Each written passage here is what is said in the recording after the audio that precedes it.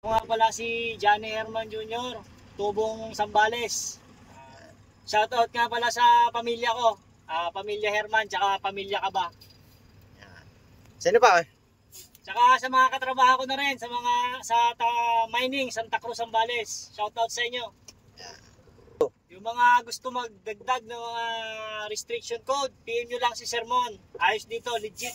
Salamat sir. Sige sir, magdadrive na po to si sir. So ayan po si Sir Johnny. Si Sir Johnny po ay mag-a-additional to ng code 8. So from Sambales po to si sir. Pumunta lang dito sa akin para makapag-PDC. So yung PDC po kasi ang requirements talaga sa LTO para makapag-additional code tayo. Yan. So yung mga gusto dyan mag-additional code, yan, yung mga malalayo, PM lang po mga sir. So shoutout kay Sir Rodel Grate. Nagpapa-shoutout yan. Kay Sir Noel Kabalin, shoutout sa iyo sir. Maraming salamat.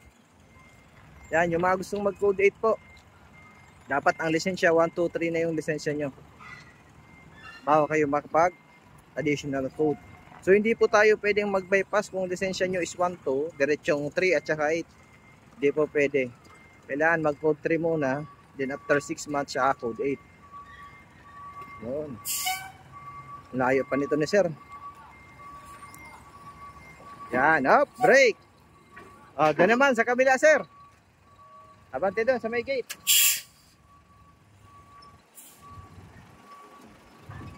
So yung may mga bago po pala dyan na code, lisensya, double check nyo po yung likod ng license nyo.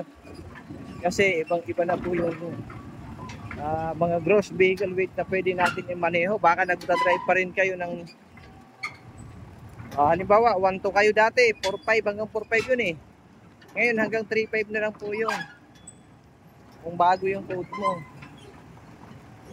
So, shout out yan pala sa mga estudyante ko na patuloy na sumusuporta sa aking page. Yan. Maraming salamat po. Yan, doon naman sir sa kabila. Huwag kalimutan i-follow yung aking Facebook page sa TikTok, YouTube at Facebook. Search nyo lang po yung PDC by Sir Mon. Doon siya papasok.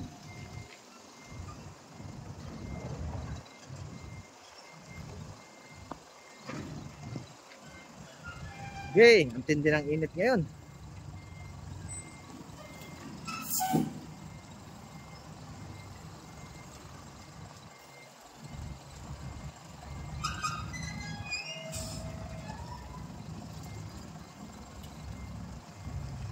Yan.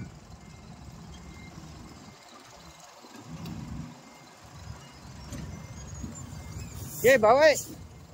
Yan natin sa kabila. Yan, okay.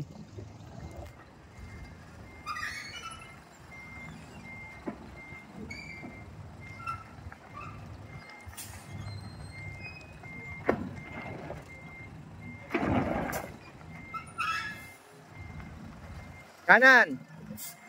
Kanan, kanan.